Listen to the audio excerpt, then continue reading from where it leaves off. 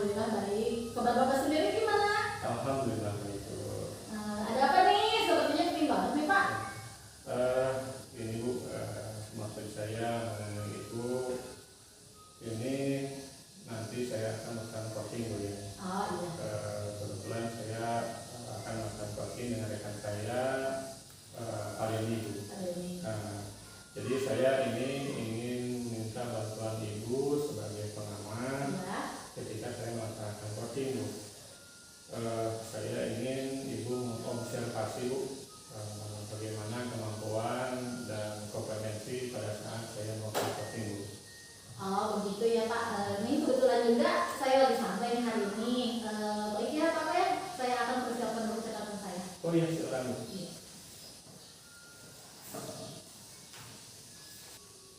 Baik, rencana Pak Ade mau melaksanakan coaching nih. Ya, iya Bu, saya akan melaksanakan coaching dengan Pak Denny Bu. Pak Denny, Iya.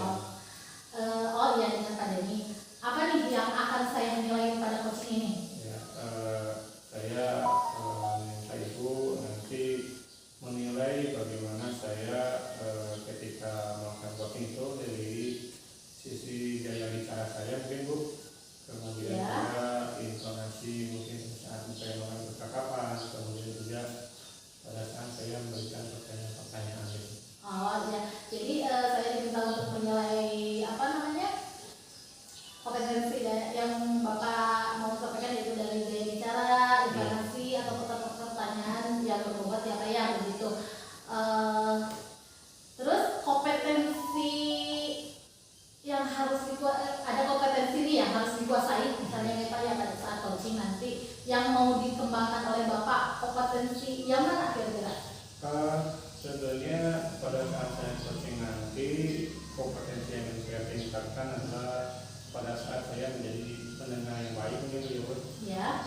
Saya ingin ketika saya mendengarkan itu saya hadir dengan rasa penuh sehingga rekan saya itu mampu mengutarakan semua permasalahan itu. Iya, oke, berarti kompetensi yang ditingkatkan oleh Bapak itu menjadi pendengar yang baik ya Pak ya? Ya, nah, fokusnya observasi bagian mana nih yang harus saya observasi, yang mau diobservasi begitu Pak? Tentunya pada saat saya memberikan respon terhadap coaching. Pada saat memberikan respon pada coaching, oke, nanti yang jadi fokus itu bagaimana Bapak ini dalam mendengar atau merespon coaching ya Pak ya? Nah, untuk melihat tercapaian indikator kompetensi yang ingin Bapak capai itu kira-kira dari apanya nih Pak? Tentunya ketika saya ingin menjadi pendengar yang baik ya, tentunya coaching itu merasa nyaman pada saat berbicara, kemudian juga terbuka mengungkapkan segala unek-unek yang hati. Jadi saya bisa memancing bagaimana inti permasalahan coaching sehingga nanti coaching mampu mengatasi permasalahannya sendiri. Jadi itu yang ingin dicapai. Iya, berarti indikator pencapaian coach itu merasa terbuka, nyaman terhadap segala permasalahannya, sehingga nanti Bapak berhasil mengarahkan si coach tersebut untuk menemukan solusi dari permasalahannya sendiri ya Pak ya. Kapan nih mau melaksanakan coachingnya Bapak? Ya, hari ini Bu, hari ini saya akan melakukan coachingnya, tapi saya mohon maaf untuk minta waktunya dulu untuk menghubungi coaching. Ya hari ini ya, kebetulan saya juga lagi santai Pak ya, jadi bisa untuk dilaksanakan hari ini juga. Terima kasih Bu. Iya, sama-sama Pak. Iya Pak. Assalamualaikum Pak Den. Waalaikumsalam Pak. Selamat sore. Sore. Apa kabarnya hari ini? Alhamdulillah sehat Pak, sehat nih, segar. Alhamdulillah, terima sekali Pak Den. Pak Den ini megang kelas apa bawah ya? Kebetulan saya udah lama Pak pegang kelas atas, kelas 5. Kelas 5, betul. Kalau saya Pak Den keseringan pegang kelas bawah dulu nih. Gitu ya Pak. Jadi seru Pak sama anak-anak kecil ya. Pak Den, karena percakapan kita singkat nih. Betul. Apa yang ingin Pak Den dapatkan dari percakapan kita kali ini Pak Den? Oh iya, jadi gini Pak, akhir-akhir ini sih memang saya berpikir pada saat pembelajaran ya, khususnya untuk materi IPA nih Pak, untuk muatan IPA, anak-anak itu untuk materi-materi antusias gitu ya Pak. Jadi saya pengen menemukan gimana sih cara membuat mereka lebih antusias lagi ketika mereka belajar materi yang dianggap sulit di materi IPA itu gitu Pak. Memang kalau materi IPA yang sulit itu seperti apa ya? Kalau saya amati yang ya disebut sulit bagi siswa itu yang ini Pak, kebetulan materi itu banyak istilah-istilah asingnya gitu Pak. Terus apalagi kalau materinya itu banyak kayak urutan gitu Pak. Ya kadang anak-anak itu kayak yang suka lupa gitu Pak urutan-urutannya. Jadi mereka tuh kayak yang males nih, bikin males nih materi ini. Nah seperti itu Pak. Ya, kalau boleh tahu contohnya ya, seperti apa ya Pak ini? Contohnya seperti pernah dulu Pak, seperti ketika saya mengajarkan materi mengenai sistem peredaran darah, itu kan urutannya ada ya Pak. Terus dalam proses pencernaan juga nih, dalam proses pencernaan itu kan salah satunya dibedah masalah enzim nih. Dalam sistem pencernaan itu kan nama-nama enzimnya itu bagi anak-anak kan asing gitu Pak. Nah jadi mereka tuh kayak yang ya gimana gitu lah, beda dengan ketika materi yang mereka pelajarinya itu berkaitan dengan kehidupan sehari-hari yang istilah-istilahnya juga mudah gitu Pak. Seperti itu. Oh ya, betul ini ya, karena saya juga sering tertukar nih, betul Pak. saya lupa karena sulit dan tentunya kan sering saya menjadi bawah ya. Iya. Jadi materi-materinya sudah ya terlupakan sih. Betul. Nah, kalau menurut Pak ini ciri-ciri anak yang antusias dalam pembelajaran itu seperti apa? Ya, kalau menurut saya anak dikatakan antusias dalam belajar itu udah jelas mereka aktif ya Pak dalam proses pembelajaran. Mereka aktif dalam diskusi kelompoknya, terus mereka aktif bertanya kepada guru, apalagi kalau dibarengi dengan hasil evaluasinya nih Pak ya. Jadi hasil evaluasi dalam keaktifan mereka itu ya hasil evaluasinya memuaskan gitu lah Pak gitu. Itu baru dikatakan ya kalau menurut saya pribadi itulah yang disebut antusias gitu Pak. Nah, kalau sekarang kalau Pak ini menghadapi masalah seperti yang sudah tadi disebutkan ini, apa yang sudah Pak lakukan? Kebetulan sejauh ini yang saya sudah lakukan ketika saya menangani masalah ini ya Pak, saya itu sharing nih dengan rekan-rekan saya, betul, khususnya yang kelas atas, mau kelas 5, mau kelas 6, karena kan memang saya berpikir tingkat kesulitannya sama gitu ya Pak, betul. Nah, tapi memang mereka juga kadang menjawabnya itu ya gitu Pak, bingung gimana ya gitu. Makanya saya coba cari alternatif lain, saya coba di internet bagaimana sih supaya pembelajaran itu menyenangkan. Saya lihat memang di sana ya solusinya salah satunya menggunakan media pembelajaran yang menarik. Saya juga lakukan itu Pak, saya terapkan. Dan yang saya amati memang ketika itu dilakukan di muatan ataupun materi-materi yang tidak terlalu sulit, oke itu memang sangat membantu gitu Pak. Tapi yang saya rasakan kalau materi-materinya yang sulit gitu lah Pak, karena kayak nggak ngaruh gitu Pak. Seperti itu Pak. Jadi kayak tetap aja ini sulit nih mengingat istilah-istilah ini gitu lah Pak. Seperti itu. Oh ya, berarti hasil anak-anak itu ya mungkin agak kurang ya. Betul. Jadi saya menganggap ini mereka kurang antusias, kurang aktif ya, karena memang dalam proses pembelajaran seperti itu dibarengi hasil evaluasinya yang sekitar ya 60%-an lah gitu ya Pak, anak-anak yang sudah memang sudah sesuai dengan harapan gitu ya Pak, sisanya ya masih belum gitu Pak. Seperti itu. Ini ya, tapi ini tidak di semua materi Pak ya. Mungkin materi Pak yang lain mungkin bisa lebih bagus sih. Betul Pak. Memang saya amati masalah yang saya hadapi ini khusus di materi-materi tertentu Pak. Khususnya di materi yang tadi kata saya yang sulit, terus banyak istilah-istilah asing lah bagi anak-anak, betul. Apalagi ada urutan sampai 6 atau 7 urutan yang harus anak-anak itu pelajari, sehingga mereka kalau tidak sesuai urutannya itu salah berarti konsepnya. Nah seperti itu Pak, betul. Ya, mungkin ada solusi Pak ya. Mungkin yang pernah dilakukan tadi gitu kan. Betul.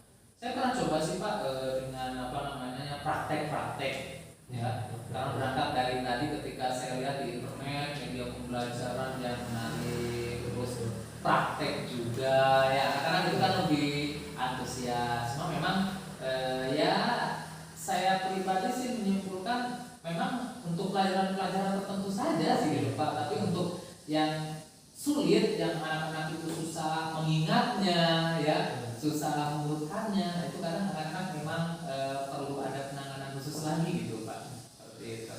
Ya, berarti sebenarnya Bapak sudah mencoba dengan beberapa cara ya. Betul Pak. Iya betul. Nah, terus kira-kira solusi atau ide mungkin yang terpikirkan kali ini untuk mengatasi masalah yang tadi. Ya. Saya pernah berpikiran seperti ini Pak, kebetulan kan apa ya, sekitar 3 bulan terakhir lah saya pernah mengikuti acara seminar karena kebetulan ada di daerah dekat saya kerja itu ada bimbel yang mengundang guru-guru untuk ikuti seminar, menyampaikan ada tips dan trik supaya guru-guru tersebut bisa menjadikan anak-anak itu mudah mengingat konsep materi yang susah. Nah itu saya pernah mengikuti dan memang sih apa ya, menarik sih. Seperti contoh pernah waktu itu dipraktekkan, contohnya seperti negara Asia Tenggara itu main tari sipil. Nah kan anak-anak dengar istilah main apalagi tari itu kan lucu gitu ya, padahal main tari sipil itu ada artinya, maknya Malaysia, innya Indonesia, tainya Thailand, sinnya Singapura, pilnya Filipina. Jadi kan enak gitu kan, gitu Pak. Saya sempat berpikiran, apakah saya harus menciptakan ya akronim atau rumus-rumus supaya anak-anak mudah ingat seperti itu gitu Pak. Itu saya pernah terlintas gitu Pak, terpikirkan seperti itu gitu. Wah, ini bagus sekali Pak Den ya. Betul.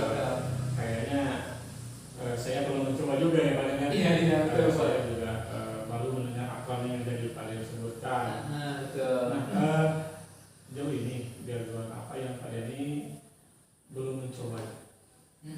Iya memang saya berpikir Pak, kalau mau menerapkan seperti yang tadi saya sampaikan, mungkin saya harus lebih siap lagi ya Pak. Karena kan ketika saya besok ingin menyampaikan materi tentang ini, ini saya malamnya itu harus mempersiapkan nih kira-kira akronim ataupun rumus yang baik nih supaya anak-anak mudah mengingat apa yang saya sampaikan itu apa nih gitu. Nah mungkin masalahnya seperti itu Pak, masalah motivasi dan kesiapan saya nih gitu Pak, tinggal gitu aja gitu. Tapi memang sih saya karena masalah ini ya saya berpikir harus segera diselesaikan, saya ya mau tidak mau harus segera laksanakan gitu. Nah, kira-kira kalian mau melaksanakannya kapan ini tadi ya? Insya Allah secepatnya gitu Pak, soalnya kan saya udah lama sebenarnya masalah ini ya Pak, udah berlarut-larut. Cuma memang sejauh ini saya belum begitu greget untuk melaksanakan solusi ataupun ide-ide yang saya pikirkan. Tapi alhamdulillah gitu Pak, sekarang saya mulai sadar juga nih, khususnya dalam pembicaraan hari ini saya juga mulai sadar ini memang harus segera diselesaikan dan segera dilaksanakan gitu Pak, seperti itu. Oh ya, bagus sekali Pak Den. Jadi saya juga memotivasi cara-cara Pak Den ini. Nah, mungkin kita berada di akhir pembicaraan ini. Nah, kira-kira apa yang Pak Den dapatkan dari percakapan kita ini? Apa yang saya dapatkan, saya merasa, yang pertama saya merasa lega ya Pak. Sudah jelas saya merasa lega, kemudian saya sadar bahwa memang apa yang saya lakukan sejauh ini belum ideal, belum maksimal gitu Pak, karena memang buktinya hasilnya anak-anak itu belum maksimal. Makanya saya berpikir apa yang tadi saya sampaikan untuk membuat ya seperti solusi menciptakan rumus menarik ya, itu ya harus segera dilaksanakan untuk menyelesaikan masalah ini ya, gitu Pak. Ya, bagus sekali Pak Den. Ya, saya juga sepertinya ingin mencoba seperti yang Pak Den lakukan. Iya, siap betul. Selamat mencoba ya Pak Den ya. Nanti kita ngobrol lagi. Siap. Bagaimana hasil dari percobaan Pak Denny, mungkin nanti saya belajar dari Pak Denny ya. Oke, siap betul Pak, siap. Terima kasih Pak Den. Ya, sudah sama-sama, Pak. meluangkan waktunya. Sama-sama. Saya juga terima kasih ya Pak. Ya. Ya, terima kasih. Mungkin kita akhiri pertemuan hari ini. Assalamualaikum warahmatullahi wabarakatuh. Waalaikumsalam warahmatullahi wabarakatuh. Alhamdulillah ya Pak, luar biasa sekali nih coaching hari ini.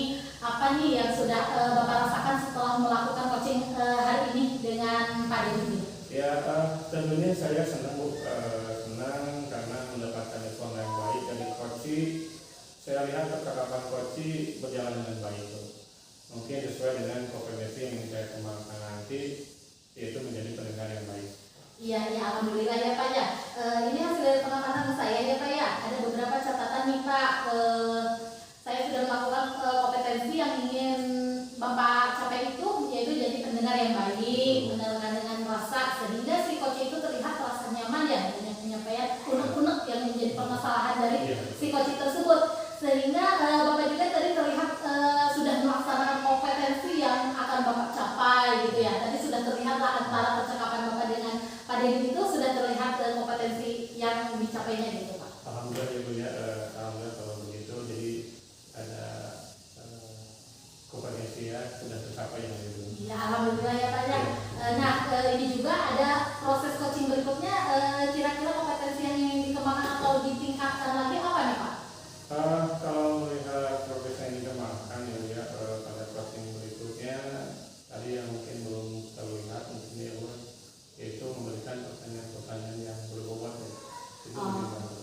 Oh baik, berarti kompetensi yang ingin dikembangkan pada coaching berikutnya yaitu memberikan pertanyaan-pertanyaan yang berbobot ya Pak ya? Iya, betul. Nah baik, ada catatan-catatan nih Pak ini secara detail ya. Kalau secara umum tadi saya sudah sampaikan, mungkin nanti catatan ini bisa Bapak baca-baca gitu ya sebagai bahan perbaikan Bapak ke depannya untuk melakukan coaching berikutnya. Nah semoga ke depannya Bapak itu bisa menjadi seorang coach yang lebih baik dan konsisten begitu ya Pak ya, sehingga si coach tersebut mampu memperoleh solusi sendiri pada saat coaching dengan Bapak gitu ya Pak ya. Ya, terima kasih Bu. Alhamdulillah